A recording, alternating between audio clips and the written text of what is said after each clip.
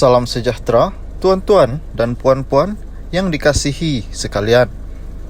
Tajuk berita hari ini, bicara rasuah Zahid, pendakwaan bantah cubaan baharu, pembelaan cemar karakter saksi.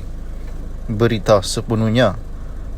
Pihak pendakwaan dalam perbicaraan kes rasuah Ahmad Zahid Hamidi membantah percubaan pihak pembelaan untuk menambah kesangsian terhadap karakter saksi utamanya.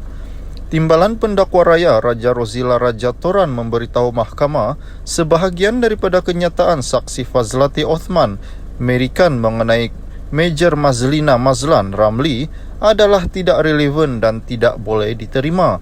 Fazlati saksi kedua pembelaan ialah Setiausaha Akhbar Zahid ketika dia memegang jawatan awam antara 2011 sehingga 2018. Perenggan tertentu dalam pernyataan itu dimasukkan untuk merosakkan perwatakan Mazlina.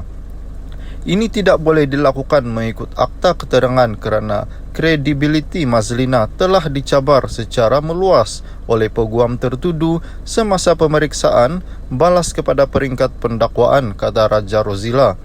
Beliau berkata, arah tuju pernyataan dalam pernyataan saksi tidak patut dibenarkan kerana ia tidak relevan dan tidak boleh diterima. Saya membuat kesimpulan bahawa Yang Arif mempunyai kuasa untuk memutuskan sejauh mana pernyataan saksi ini relevan dengan perbicaraan, katanya di hadapan Hakim Colin Lawrence Quera.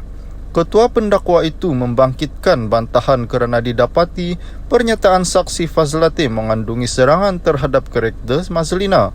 Mazlina menjadi setiausaha eksekutif Zahid ketika dia menjadi Menteri Dalam Negeri dan Timbalan Perdana Menteri antara 2013-2018.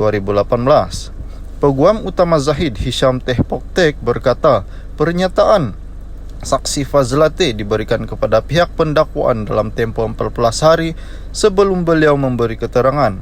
Tiada bantahan awal daripada mereka, katanya, menggesa mahkamah memberikan masa sehingga esok untuk menjawab. Raja Rozila berkata, pihak pendakwaan tidak perlu memberi notis mengenai bantahan mereka kerana ini adalah peraturan keterangan asas. Squera menerangkan prosiding hingga esok untuk pembelaan membuat penghujahan. Sebelum ini, Zahid turut memberi keterangan bahawa Mazlina menggunakan cek Yayasan Akal Budi untuk membayar bil kad kreditnya tanpa arahan, pengetahuan atau persetujuannya. Beliau memberitahu mahkamah Mazlina juga menggunakan cop dengan replika tanda tangannya pada cek Yayasan Akal Budi untuk menjelaskan bil. Zahid berkata ketika diperiksa, balas oleh peguamnya pada peringkat pendakwaan, Mazlina mengakui kecuaiannya dalam mengendalikan pembayaran kad kredit Zahid.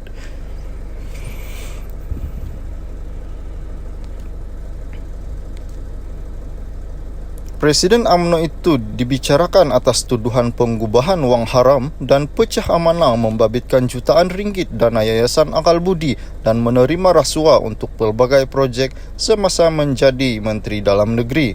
Sebanyak 27 pertuduhan membabitkan penggubahan wang haram, 12 pecah jenayah dan 8 rasuah.